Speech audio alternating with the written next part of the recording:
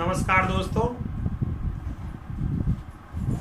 DPS Kathumar की online classes में आपका स्वागत है। मैं शिव सिंह चौधरी, सब्जेक्ट मैथ, कक्षा 10 का अध्ययन आपको कराने जा रहा हूँ।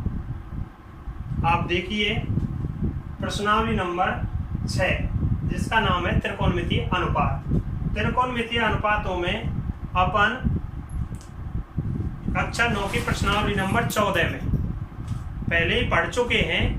कक्षा 9 की प्रश्नावली नंबर 14 में पहले ही पढ़ चुके हैं, जिसमें समकोण त्रिभुज की सहायता से डिग्री यानी थीटा के मान डिग्री में अपन प्राप्त करते हैं। जो डिग्री में 0 से लेकर के 90 तक के मान अपन निकालेंगे।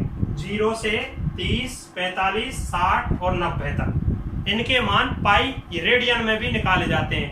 जैसे कि 0 का मान 0, 30 का π/6 और 45 का π/4, 60 का π/3 और 90 का π/2। ठीक है। और कौन डिग्री में और रेडियन में? रेडियन में मान है π/6, π/4, π/3, π/2। अच्छा, इसमें अपन सबसे पहले प्रश्नावली 6 में सारणी का अध्ययन करेंगे। सारणी का अध्ययन किस प्रकार करेंगे आप ध्यान से देखिए कि sine theta, cos theta, tan theta, cot theta, sec theta, cosec theta.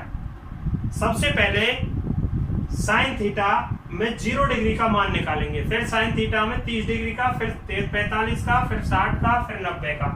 वो मान अपन कैसे निकालेंगे उनको आप ध्यान से देखिए। मान निकालना यदि आपके समझ आ गया, सारणी बनाना यदि आप पे आ गया, तो आपकी प्रश्नावली 6 में कोई शिकायत आपको नहीं आएगी।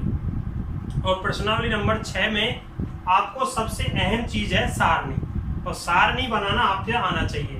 तो सबसे पहले सारणी बनाने से पहले अपन क्या करते हैं कि 0 से 4 तक के मान लेते हैं। 0 से और 4 तक के मान लेते हैं, अंक लेते हैं। प्रत्येक अंक में 4 का भाग देते हैं। प्रत्येक अंक में कितने का भाग देते हैं? 4 का भाग देते हैं।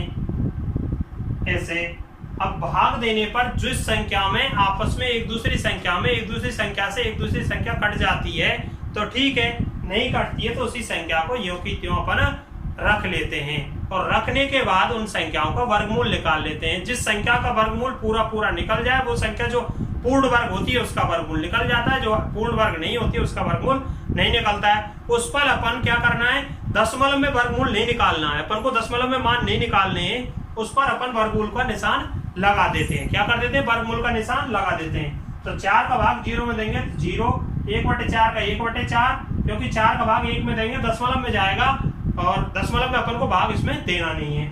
और 2 एकम 2 दूनी 4, 1/2। इधर 3 में 4 का भाग नहीं जाता, 3/4, और 4 में 4 का 1 बार। अब भाग जाने पर जो संख्या बच जाती है उन संख्याओं के आपको वर्गमूल निकालने, जिसको अंडर रूट बोला जाता है। यानी संख्या के ऊपर रूट लगा देना है, यानी उसको अंदर रूट में बंद कर देना, अंडर रूट के अंदर। तो 0 का वर्गमूल 0, 1/4 का वर्गमूल 1/2, 1/2 का वर्गमूल 1/√2 और √3/2। 4 का वर्गमूल, क्योंकि 4 का वर्गमूल 2 आएगा, क्योंकि 4 कैसी है? पूर्ण वर्ग संख्या है। इधर भी 4 पूर्ण वर्ग, इधर भी 4 पूर्ण वर्ग, यानी 4 हमेशा ही पूर्ण वर्ग है। जैसे पूर्ण वर्ग संख्या कौन सी होती है? जैसे उदाहरण के तौर पर 4,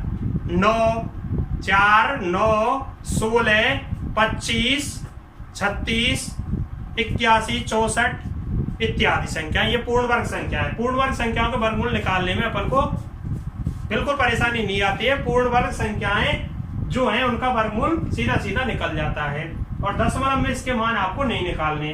तो 1 का वर्गमूल 1। अब संख्याओं को अपन क्या करेंगे? 0 से, अरे सीधी साइड में 0, 1/2, 1/√2, √3/2, 1 इधर सारणी में रख लेंगे।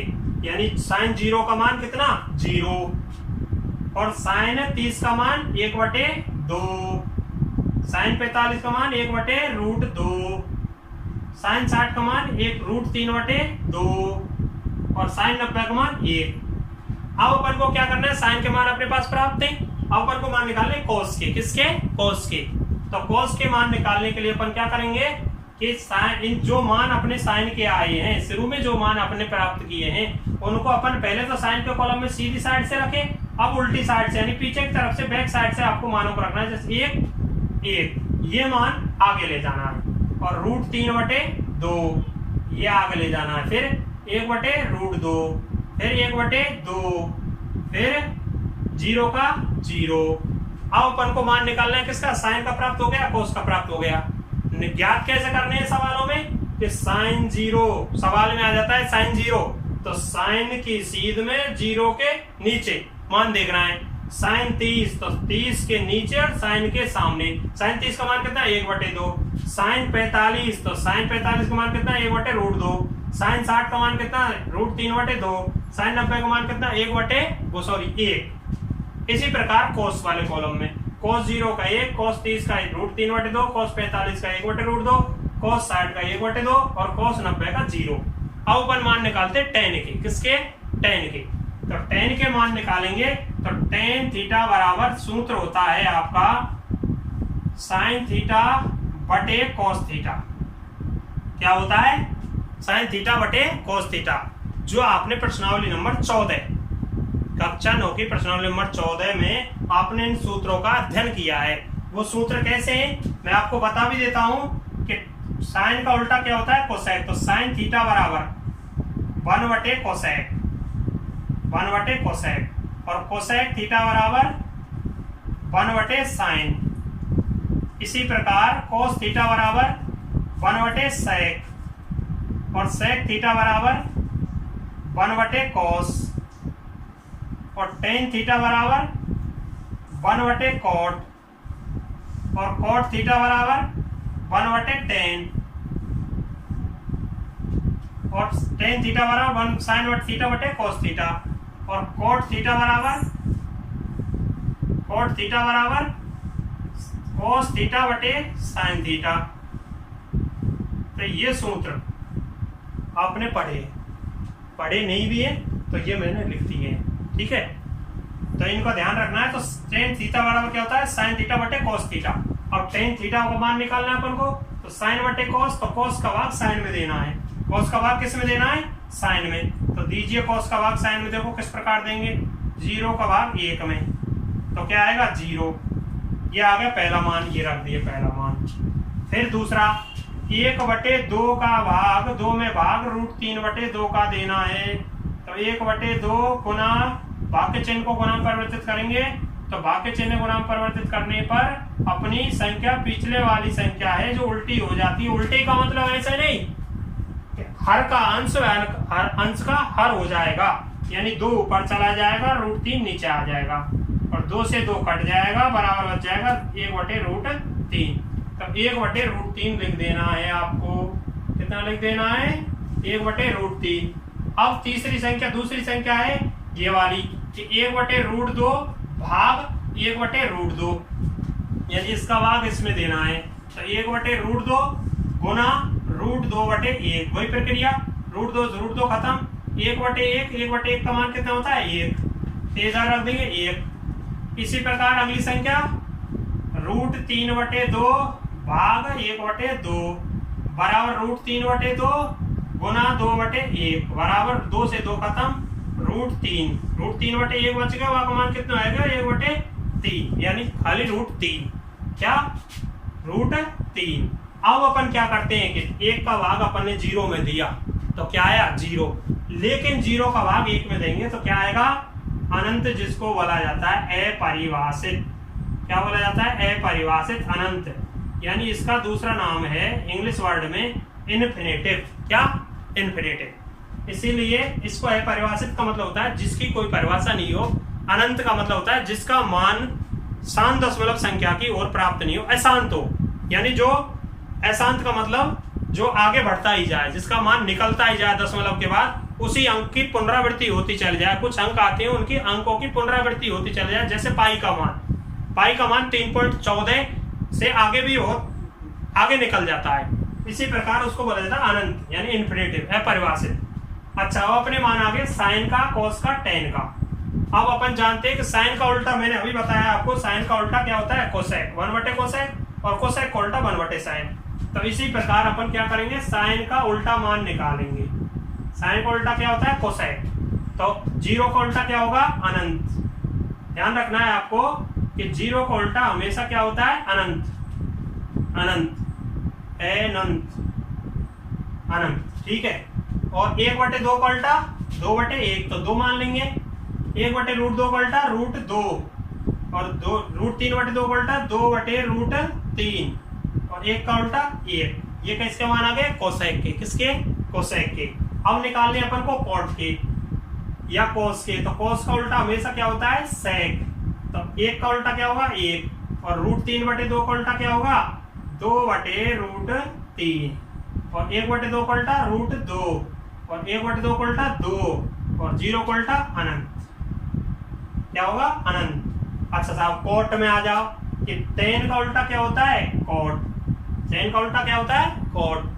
तो tan 0, तो 0 का उल्टा कितना होगा? अनंत। क्या होगा? अनंत। तो 1/√3 का उल्टा √3, 1 का उल्टा 1, √3 का उल्टा 1/√3, और 0 अनंत का उल्टा 0। इस प्रकार आपकी सारणी बनके तैयार हो जाती है। और सारणी बनाना आपसे, मैं जहां तक जानता हूं वहां तक आपसे सारणी बनाना आ गया होगा। अगर नहीं भी आया है तो आप फिर से दोबारा से सारणी को देखिए एक बार और, कि सबसे पहले अपन क्या करते हैं कि 0, 30, 45, 60, 90, और sine theta, cos theta, tan theta, cot theta, sec और कोसेक, इस प्रकार का ढांचा तैयार करते हैं। और उस ढांचे में अपन को क्या करना है? कॉलम बनाने के बाद अपन को सबसे पहले 0 से और 4 तक के मान लेने। 0, 1, 2, 3, 4।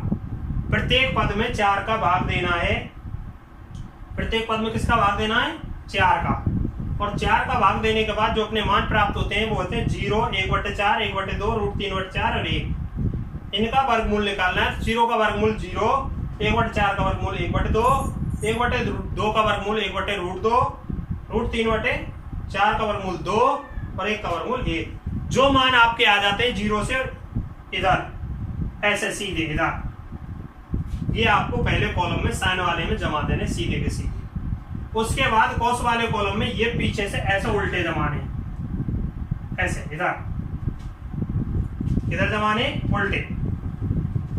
जैसे ये मान इनको हल करने पर आए 0, 1/2, 1/√2, √3/2, ठीक है। अब एक बार तो इनको कैसे जमाना है, और एक बार तो इधर से सीधे, और एक बार इधर से उल्टे। साइन वाले कॉलम में इधर, और इधर कॉस वाले कॉलम में, ठीक है। साहब, साइन वाले कॉलम में इधर सीधे, और कॉस वाले कॉलम में उल्टे। साइन कॉस के मान प्राप्त हो गए। अब tan का मान अपन जानते हैं क्या होता है? साइन बटे कॉस। क्या होता है? साइन बटे कॉस। तो कॉस का भाग साइन में दे देना। आपको क्या करना है? कॉस का भाग साइन में दे देना है। वो मैंने आपको दे के बताया है। 0 का भाग 1 में, 1 का भाग 0 में 0 आया। फिर उसके बाद ये दिया √1/√3 आया। फिर उसके बाद ये दिया 1 आया। फिर उसके बाद ये दिया √3 आया। यानी नंबर 1 ये रहा, नंबर 2 ये रहा, नंबर फर्स्ट भाग, नंबर सेकंड भाग, नंबर थर्ड भाग, और नंबर फोर्थ भाग। ये चारों भाग आपके इस प्रकार है, ठीक है जी। उसके बाद आपकी सारणी बनके तैयार। सारणी के बाद आपको क्या करना है? सारणी के बाद आपको क्या करना है कि सारणी के बाद बारी आती है प्रश्नावली की। और प्रश्नावली करने से पहले अपन को ध्यान रखना है कि अपन पे सारणी बनाना आना चाहिए। सारणी बनाना आप सभी सीख गए होंगे। अच्छा साहब, आगे अब आपकी प्रश्नावली नंबर आ जाती है 6.1। कौन सी आ जाती है? 6.1। और 6.1 में आप सवाल नंबर फर्स्ट, ये आपकी सारणी बनके तैयार है। अब आप 6.1 का सवाल नंबर फर्स्ट पढ़ोगे। प्रश्नावली नंबर यानी चैप्टर नंबर 6.1। कौन सी? 6.1 का सवाल नंबर फर्स्ट। 2 sin 45 और cos 45। sin 45 और cos 45। 2 sin 45 और cos 45, ये आपका सवाल नंबर फर्स्ट है। तो 2 into जिनके बीच में, जिन संख्याओं के, जिन थीटाओं के, जिन कोसजाओं के, जिन व्यंजकों के मध्य में कोई भी चिन्ह नहीं होता है, वो आपको पहले भी बताया गया है कि जिनके मध्य में कोई भी चिन्ह नहीं होता है उनके मध्य में अपन किसका चिन्ह मानते हैं? गुणा का। अगर संख्या अगर प्लस माइनस में दे रखी है तो उनके सामने, जिन संख्याओं के सामने कोई चिन्ह होता है वो प्लस की मानी जाती है, और बाकी की संख्याओं के सामने आपको चिन्ह दिए हुए होंगे। इसी प्रकार आपको ध्यान रखना है 2 sin 45, तो इनके बीच में 2 के और sin 45 के मान बीच में कोई संख्या नहीं है, कोई चिन्ह नहीं है, तो आपको किसका मानना है? गुना का। ऐसे ही sin 45 और cos 45 के मध्य कोई चिन्ह नहीं है, आपको किसका मानना है? गुना का। तो sin 45 का मान कितना है? sin 45 का मान कैसे देखेंगे अपन, ये ध्यान रखना है कि sin 45 ये रहा, sin ये रहा और 45 ये रहा, तो sin की सीध में और 45 के नीचे कितना मान है? 1/√2, तो 1/√2 रख लेते हैं, इंटू cos 45 का मान देखो, cos ये रहा और 45 ये रहा, 1/√2 बराबर 2 गुना 1 करेंगे, यानी 2 इंटू 1 इंटू 1, ऊपर ऊपर वाली संख्या को गुना, इनका गुना, ठीक है। अच्छा साहब, पटिए में √2 इंटू √2 बराबर 2 इंटू 1 इंटू 2 करेंगे तो 2 बटे में √2 इंटू √2 करेंगे तो √4 बराबर 2 बटे में √4 का वर्गमूल 2, 2 से 2 खत्म, बराबर कितना बचा? 1। ये आपका सवाल नंबर फर्स्ट क्लियर है। अब इस सवाल को आप फिर से देखिए, सवाल है आपका 2 sin 45 cos 45, तो इनके मध्यस्थ किसका चिन्ह है? किसी का नहीं, तो आपको किसका मानना है? गुना का। 2 गुना sin 45 का मान 1/√2 इंटू cos 45 का मान 1/√2, 2 इंटू 1 इंटू 1 बटे में √2 गुना √2, इनका मान कितना आया? 2 बटे में √4, √2 का वर्गमूल कितना आया? √4, √4 का वर्गमूल कितना हुआ? 2, 2 से 2 खत्म, 1 बार, उत्तर आ गया 1। अब आपका सवाल नंबर आता है अगला, कौन सा? दूसरा। तो दूसरा सवाल आप देखोगे, सवालों को देखने से पहले आपको याद रखना है कि अपन से सारणी बनाना आना चाहिए, और सारणी बनाना आप नहीं सीखोगे तब तक आपसे सवाल नहीं होंगे। देखो cos 45 cos 60 माइनस sin 45 और sin 60, ये सवाल नंबर दूसरा है आपका। cos 45 cos 60 माइनस sin 45 और sin 60, कितने? sin 45 और sin 60। अब देखिए आप cos 45 का मान कितना है? इधर आ जाओ, cos 45 1/√2 गुना cos 60 कितना हुआ? 1/2 माइनस sin 45 1/√2 इंटू sin 60 √3/2 बराबर, देखो ये मान कैसे निकाले अपन ने? cos 45 तो cos की सीध में 45 के नीचे 1/√2 इंटू sin 60